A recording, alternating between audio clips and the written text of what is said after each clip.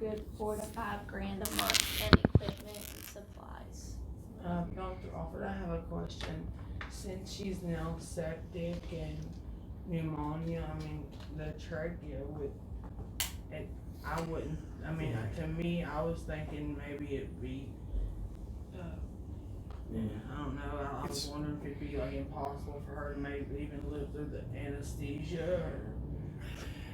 I mean, I think that's a great question, and I think, we could, it can be done, but I think that I'd be very concerned with doing it while there's an active infection going on or anything like that. The other problem with the pneumonia is that the pneumonia is kind of the result of having a tube directly into your,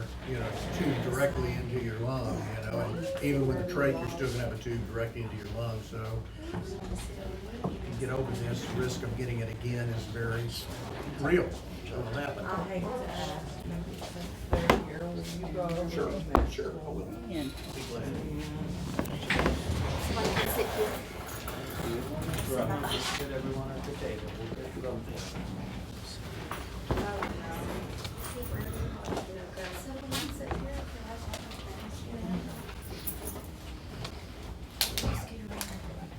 Hold down right. We can scoot down some, sis, if you wanna come over here, we can all scoot down.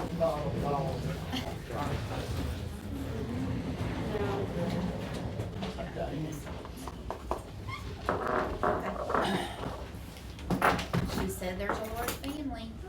Oh, it's not that, That's true. Okay. Well, Claire, maybe I could ask you, or is Sharon? Rather than us trying to repeat everything and start over, in courtesy to the new family members that have arrived, would either of you like to explain what we've talked about so far, or where you think we're at? I just asked Dr. Alford if he minded going over the medical again. Okay. I'm sure they wanna hear it from the horse's Right. mouth. Sure. You know what I mean? Okay. Well, as you know, how many days ago was it? 23. 23 days ago, she had a problem where her heart stopped beating, she stopped breathing, her brain was without oxygen, and was without oxygen for a significant period of time. Don't exactly know how much time, but we know it was significant enough for her to have significant brain damage there. When you're without oxygen to the brain, and the biggest problem is actually the circulation. If you're not getting blood pumped to the brain, you can have all the oxygen in the world, it doesn't do any good. What happens is that it kills a lot of the brain cells. And the brain cells that it kills are what we call the cognitive portions, or the portions that we know of that make us think, give us our personality, make us who we are, types of stuff. And the problem with low oxygen brain damage, as opposed to things where where trauma or something like that, where people go into comas, are that the brain cells are killed and those don't regenerate. The more immature brain cells, the ones that do reflexes, coughing, gagging, open eyes, things like that, they seem to tolerate lower oxygen levels, and so a lot of those stay, or even if they're damaged, they're intact, and that's why we see a little bit of improvement in that type of stuff there.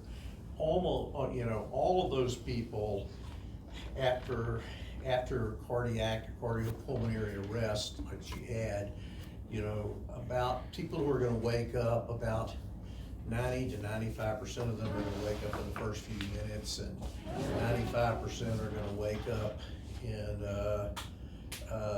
within the first couple of hours, and everybody else is going to wake up within 1 or 2 days. I have, in doing this 35 years, never seen anybody with oxygen damage that doesn't wake up. That's, after a week they're going to wake up. I mean, I've certainly seen people with trauma comas that wake up, because those people, their brain cells didn't die. They were just stunned and beat up and shut down, and they will kind of improve. But the people with low oxygen damage, those don't improve. And like I said, usually after a day, if they don't improve, they're not going to, but I always want to wait 2 or 3 days just to make sure, types of things. And that's kind of what we've seen with her, you know, we see a lot of her immature cells, like we suction her, she will cough occasionally, she'll occasionally gag, she will open her eyes. Respond to her mother's voice. Yeah, I mean, you know, that. Squeeze our hand. You know, the squeeze of the hand's pretty, is actually a reflex. I mean, Blinking her eyes. Anybody's, When you ask her blinking to is, blink. blinking is a reflex too, all those Oh. types of stuff there. What kind of doctor? Are you a heart doctor? I am a lung doctor, I have board certified in internal medicine, Urologist? critical care, Okay. pulmonary, among other things. The brain is a difficult thing to figure out. It is, Mhm. and that's kind of, I just, you know, do this all the time. And as I tell people all the time, sometimes the only thing worse than not getting better is getting a little bit better too, because, you know, Yeah, I've heard that. I've been in here. I would not want to, you know, I would not wanna get a little bit better, I would wanna get better where I was myself again. Mhm. So if she would have, This is Mary. yes, I'm Mary, I'm her sister. So if she would have had a trach and then put the ventilator in the trach, right? Then, and like a week later or whatever, if her immediate family wanted to take it off and see how she breathed on her own without the pneumonia or however she got a sepsis or whatever, right, since she's been here, right? How did that happen? She's gonna always get pneumonia, because basically, Now, what if they decided to, okay, take it off then and then see how she does, you know? I've heard so many miracles. I believe in miracles. I believe in miracles And too. I don't think that any doctor has the brain figured out, you know? No, I believe in They miracles. study all they want. Yeah, I believe in miracles too, and I also believe that they're, you know, So I'm just curious, this is for me, and, you know, so let's say she had gotten a trach and then, you know, cause when we talked before, you said, well, you just unplug her from the ventilator and we keep her comfortable and, the family gets to visit her and, you know, and see how she does, David. Well, why wouldn't she have gotten a trach and then give her time? Because doesn't you breathe better from a trach than you would the big long hose, you know, the reef at the bottom of the lake sucking air through, you know? a little bit, Yeah, you know, the and trach will not, cough and stuff. the trach will not prevent pneumonias at all, because basically, Mhm. it's a, you know, you get the pneumonia because you have a direct Mhm. access from the air to your lungs. So did she That's get your the breath. pneumonia? She was in here for 4 days, right? You know that. Right. And somebody said that she might have pneumonia, Mhm. so they put her on antibiotics for all 4 days? 3 days. 2 days? 3. Oh, 3? Mhm. And then released her and said she was fine, everything looked fine. So the next day she died a couple of times, Okay. yeah. So she knew she didn't wanna go home. She knew she wasn't better, she couldn't breathe. Somebody made a mistake somewhere, so now we're here. And so she got antibiotics one day, right? And I was asking the nurses the next day, has she had them today? Well, we're just trying to decide what the daughter is gonna do. Remember, and then you called up here and said, no, you put my mom on and back on I antibiotics. didn't, you never said, they said we're trying to decide what the daughter's gonna do.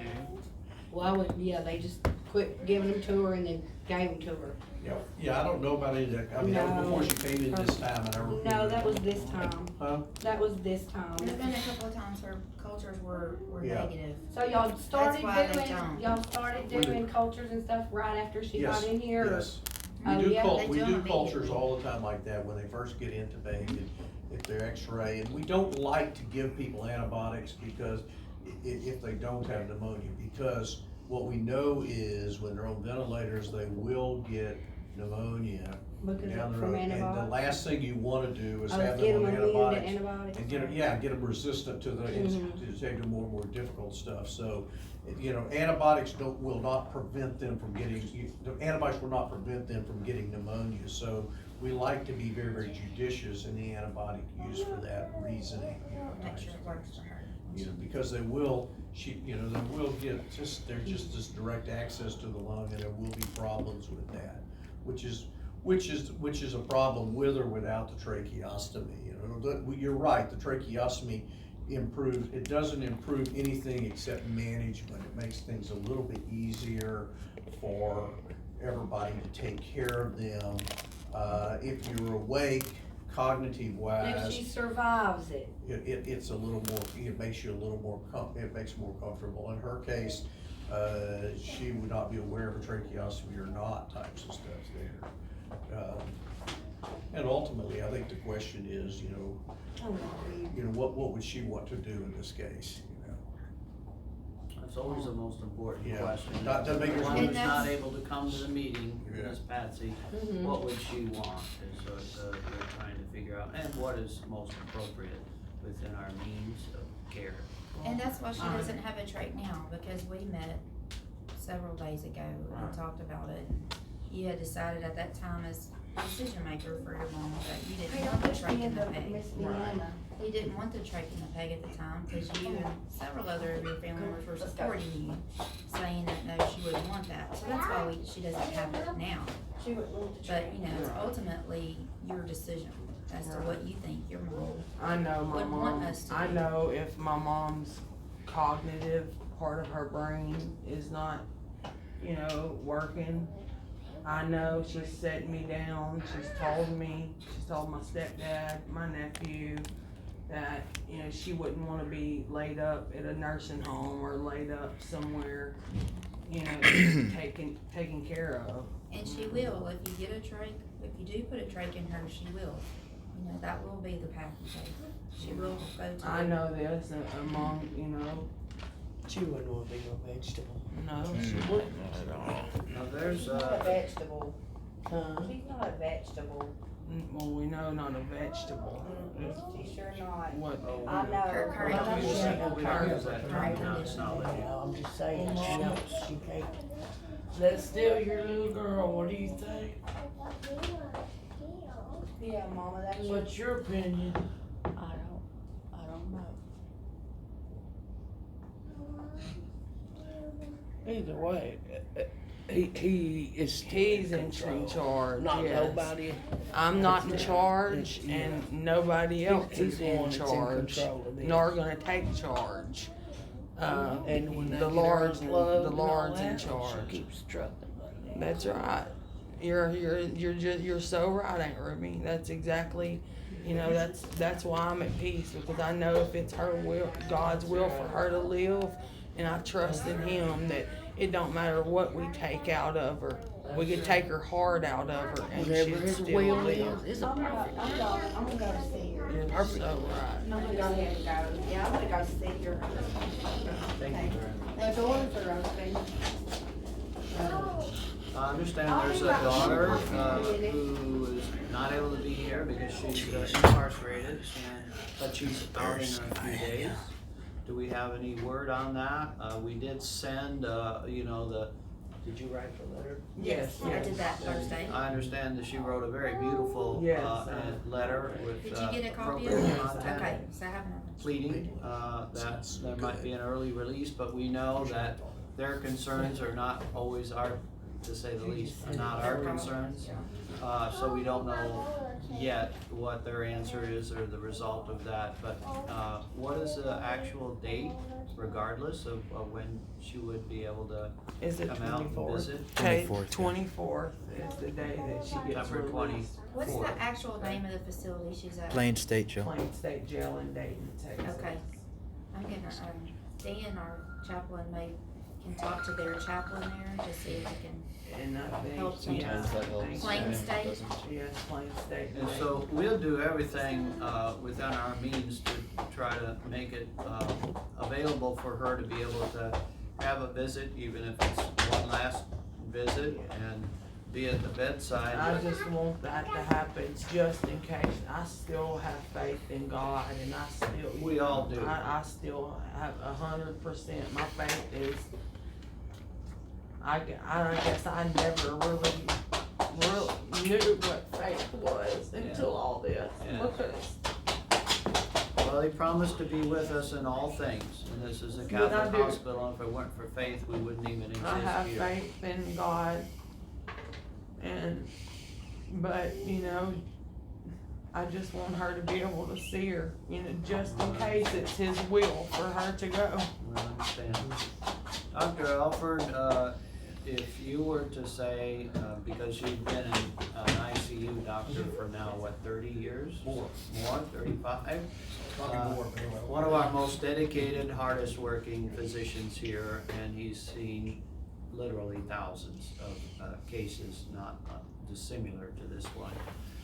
Doctor, you, like all of us, we have beloved family members too, and people pass on, and it's not easy, it's stressful.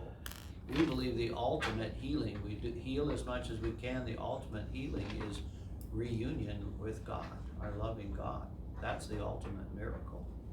But doctor, Yes, it is. what would you suggest if this were your own family member, what would you suggest for the best, most appropriate medical path in a compassionate way, what is medically appropriate within our means?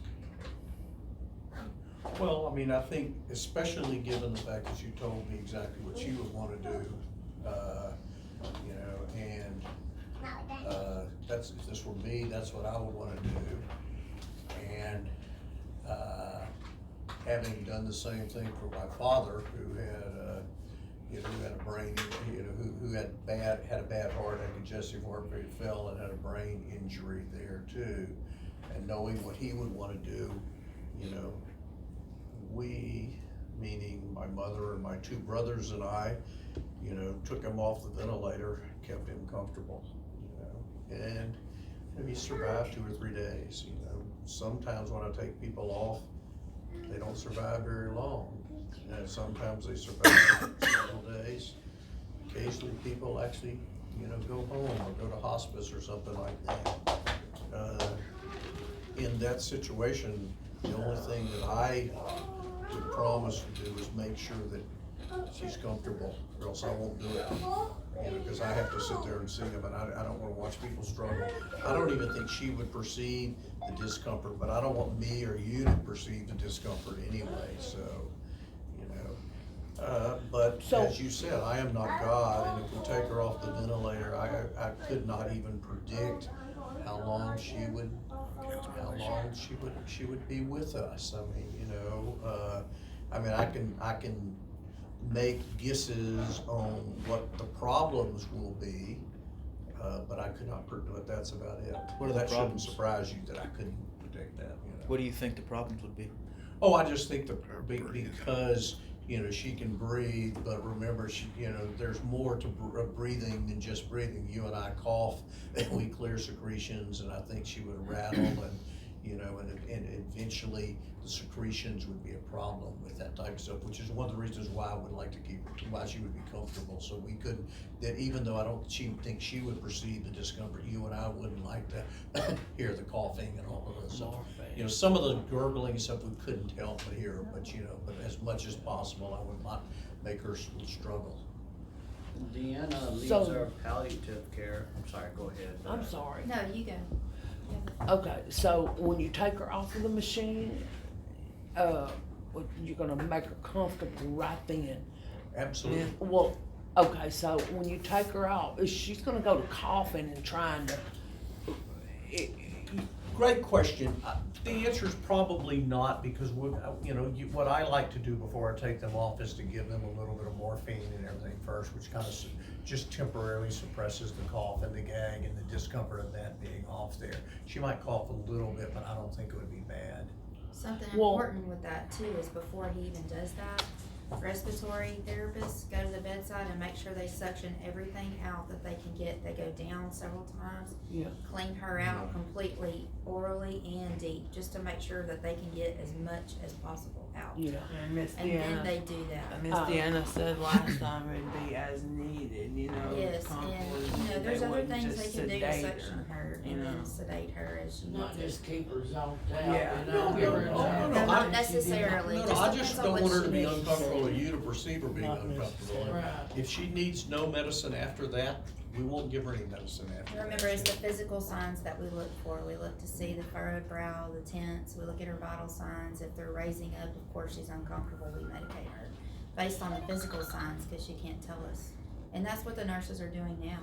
They are giving her some medication to keep her comfortable now as we speak, when she needs it. Starts the coughing and things like that, they are giving her that. If we move towards comfort care, which is what I wanted to ask, and call it palliative care, what does that mean, or what do we provide? We're continuing care, but we realize the situation, we're trying to make her comfortable. Well, we make sure, we work with the nurses and the doctor at the bedside, making sure that the symptoms are completely managed, making sure that she appears comfortable and is comfortable. Making sure that we take care of family as a unit, to make sure that y'all have all your questions answered, be there to support you guys, help you through this. And if she does survive, we talk about other options like hospice care, what kind of benefits she can receive from that, as well as family benefits, where she can go with hospice, things like that, things to help you take care of her if she does survive. So you keep the antibiotics drip and all that, If you we just need to- if we- keep this. We can- And does that stay on her? No. Not It depends on what you want on that. I mean, basically what we. I mean, I wouldn't, if she stayed alive another week, I don't want her to lay there and starve to death, or, you know what I mean? We The do- beef Totally food. your When request. we do when we have You what's know- called a Texas Advanced Directive Act, what that tells us is that the patient, basically the patient, but meaning you representing the patient, tells us what they would want. And if you want to keep the feeding tube in, which by the way, I think is a very reasonable thing to do, then we would keep the feeding tube in, you know? If you Yeah, want to I keep the couldn't say- antibiotics, we can keep the, we can keep the Oh, antibiotics. starve You know, some them. people want to stop everything and just keep them comfortable, and that's okay too. That doesn't mean that's right or wrong, but, you know, it's right for that person, but you know, so you tell us what you would like to do. Wait, so it really doesn't matter if you stop feeding her? Tube feedings are seen as a life prolonging If thing, she's but gonna at this survive. point, it's not something that's keeping her alive. I think Well, then the what's two the point in it? feedings are, I think Nutrition. that, in all honesty, I think either way is fine. I think that, you know, the tube feedings, none of us, if we were without feeding for, 4 or 5 days, would it negatively affect us? But if people want to be fed, I certainly understand that. I like food myself, so, you know. She did too. We She never- loved it. So you tell us Please, what you thank think you. she would want in that situation, and that's what we should do. Yeah. Not what I want, not what you want, but what she would wanna do. It can totally be And that's the whatever hardest you part. want. You can mold it to be however you want it to be. There's no right or wrong answer. Just wanna be clear, we never stop feeding as a means of helping somebody to Right. pass. We're a Catholic hospital, we don't do that. But there's sometimes, if somebody is close to passing, it may not make any difference, and it may, in some cases, add to the discomfort. If you're hydrating and, providing nutrition, it may add to some discomfort. And so it's all on comfort care, but we never, withhold food as a means of, hastening or something like that. Yeah, y'all still gonna give her antibiotics and, I Yeah, mean, right. pour the antibiotics to her and get the That's fluid off of Yeah, her? we can, you know, She's so- the fluid, I know bothers, it bothers you, and this type of But, fluid no, doesn't. I'm talking about around that heart, Yeah. that's why she keeps, Yeah, but I don't think that fluid's not the same as this fluid here. That fluid's a lot of those secretions and stuff like that, but cause we are kind of trying to manage the fluid. One thing we don't wanna do, what happens is when you're sick, you can be total body fluid overloaded and dehydrated at the same time. Right. And we haven't wanted to be too aggressive in removing the fluid where we would dehydrate and would make our Right. blood pressure low and everything, so you have to do it really, really slow. The other problem with the fluid in the hands and everything is, if we put any of us in bed with our hands like that, they're gonna swell because, you and I do a lot of this and we mobilize that fluid a lot, she's not able to mobilize her fluid, not moving around much. But when she needs extra fluid, you know, get her the, you know, Lasix or something like that, we would give it to her. Lasix and potassium is Yeah. what she needs, Right. cause she's took that for years, you know, and she,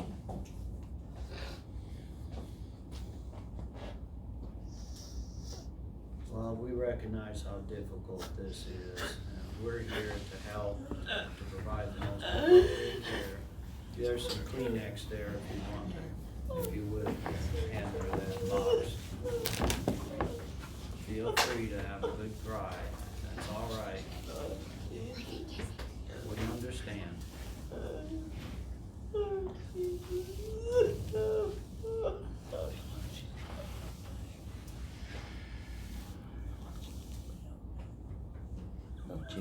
I wanna commend you, so you told me you're 17. I wanna give you my compliment for being here. When I was 17, I'm not so sure I would have been able to be present and handle it. So and that's your grandma? Your love for your grandma is obvious. Thank you very much. he's been a rock. It's been here almost every day, huh? Sure has. Yeah, He's saying, If he it don't wasn't like for to see him- herself afraid. sure, nobody does, nobody does. But you know, if there's any breath of life in you, my God, you know, That's the Go only over, I time talked you to get Bo. her riled up if somebody was to pop off something to him. that was her only care. She said she'd leave here today if it wouldn't be for that right there. She's worried what it's gonna do to him.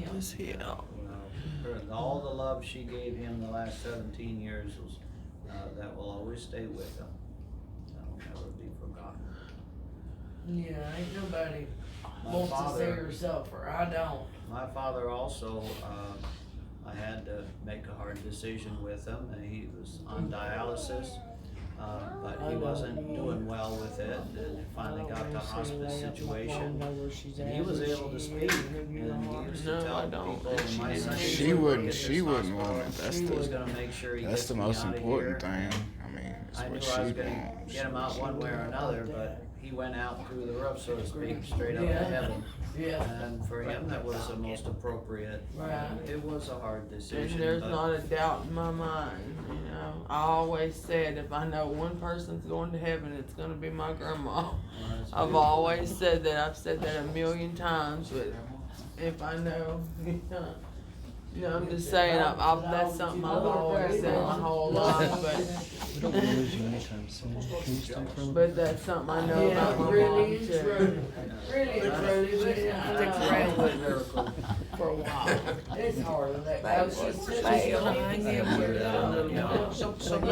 Sometimes I tell people, I feel like we lost. knowing what the right thing to do is easy, doing it's hard. It's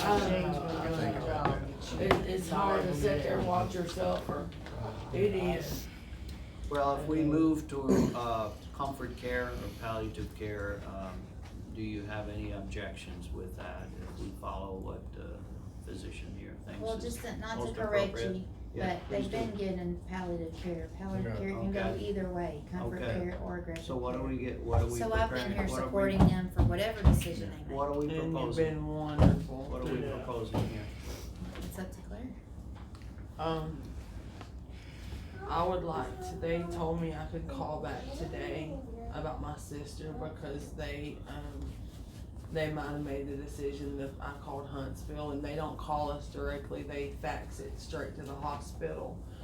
Or if the family has to call them.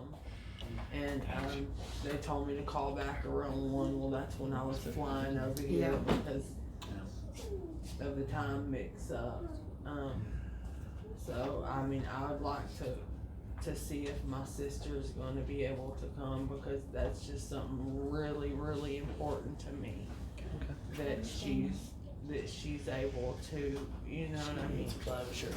Yeah, she needs to be able to say bye to her mom at least. you know. If that's the situation, you know, she might not even have to say bye to her, but, Right, absolutely. and I hope to God that she don't, you know, I hope, you know, this could be for there could be a atheist working, you know, that no one knows about, and God just you know, God might be doing this just for that one person, you know? And she might just show them a miracle, show them God's miracle. But, and if it's not, if it's her time to go, I don't want to prolong it and her be uncomfortable. Huh? I don't Well, want we talk to. about burdens versus benefits, and we always want the benefit of whatever it is we're doing to outweigh the burdens. Like, this is the toughest, this is the hardest thing by far I've ever had to do. So when you Okay. plug her off of that You machine, still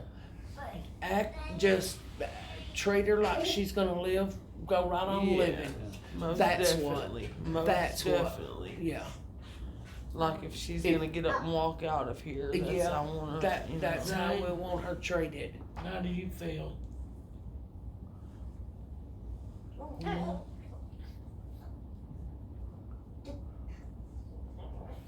you know, he's shy about, I know. He's shy. His words don't come out the way he not wants them to, but he's been through hell himself, ain't you? So He knows that Mama's yeah, told he him, loved you her. know. He's took care of her, and I It's was hard on by him, her too. side when I came up to their home. He was by her side, but absolutely. and I'm sure he'll continue to be. He don't want her suffering though, you know, he's explained that to me and he knows that she wouldn't wanna be laid up somewhere without even knowing that she's there. Well, what we'd like to do is continue working on getting, what is her name, the one in Andrea Carruthers. Continue trying to find out if we can get Andrea bedside. We're gonna send you a letter about this meeting and what we talked about. Do we have the proper address? I can get it. And we'll make sure that we send it to the right address so that you get that. And I think the date of her getting out, even if she's not early released, is probably 4 or 5 days away, pretty close. 24. 8 or 9. 24th, the Well, by the time you get the letter, it begins by Texas law, it begins a 10-day time limit. Not that we can't go a little beyond that, but it states that we'd like to, make a decision within those 10 days. Because some people, we can't even reach them. That's why we make sure we send the letter and let you know. And we'll always continue to do whatever is most appropriate. But we'll send you this letter so you got something in writing. And I'm gonna give you a summary of what the process is so that you know that you have rights for this process. So let me just give you this, and I'll give you a copy of our policy Give on me your this. address. It's 500 County Road 2089 in Liberty, Texas Okay, is it? 77575. Okay. 500 County Road 209, 28. 2089, 2089, Yes, ma'am. Liberty, Texas 77575. Yes, thank you. We'll follow this up with a letter and make it look personal. We want you to know what all your rights are, and so that you have something. And we'll send something else in the mail to you. Okay. Thank you so And much. it's Claire Carruthers, Yes. CLAIRE. The CLAIR. Okay. And Claire, if I can be of any help in communicating with the jail, just let me know. Thank you so much. Sometimes they look to the chaplains in the circumstance to kind of Right. speak for the hospital. Right, because the way that she explained to me today is,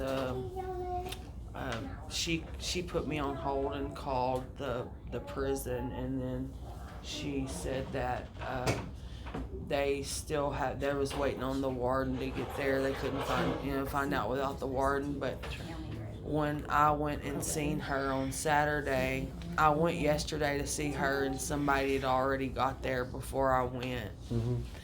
And I was just devastated. I sat there hours and for the major warden to get there.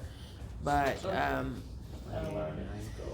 they said that, but when I went and seen her last Saturday, the warden said, well, I probably won't grant this. She hadn't been here long enough, but I didn't know the extent of, having to decide or anything then when I talk to her. Yeah. But Well, if they need to call me, here's my card. And the number that I put a box in, that we have a spiritual care secretary, Leslie, that even if I'm not in the office, she can answer and let me know Well, so I there can call aren't them any, back. we've done, Okay. we've done, Okay. there aren't any brain scans that help predict any of this stuff, other than leads, everything like that, even the EEGs, what they show is very slow tracing, and that's what you will see, is coma, severe coma, deep coma, anesthesia, you know, so, I mean, EEGs are only useful if they're flat, which is, we know it won't be, you know. Right. Types of stuff, so, you know, there are no tests there that are any better than physical examination, you know. And you see the same thing I see, you know, that type of thing. Yeah. And I know the medical team will likely be looking for like a plan of some sort. Is there any way we can put that down so we can communicate it clearly out there? We will, put something in the notes. While Dr. Alford's still here, any other questions? I'm sure he has to go back to work. I see you. Okay. Thank you. thank you, Dr. Alford. Thank you. Thank you all for coming. And Dan, would you like to close us with a prayer? Sure. Let's do so. Great God of heaven, we thank you for this family that loves so much. We thank you for the bonds that they have with each other, for the way that you've built them up over time. And God, as we look at this crisis situation, Lord, we ask your blessing upon them. Lord, enable them to be strong together, enable them to go through this as they need to, and to, if needs be, grieve appropriately, or to celebrate appropriately, whatever may be. Lord, thank you for our medical team that continues to work so diligently with Patsy. And Lord, guide their efforts.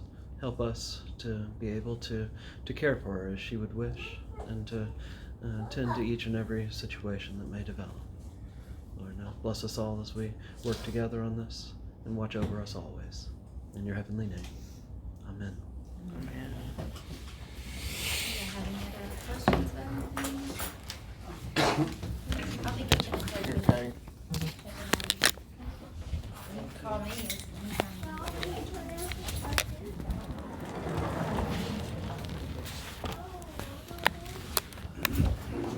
Is this the agenda? Yes, that's it. Just want to make sure I had it, so in case I needed to call.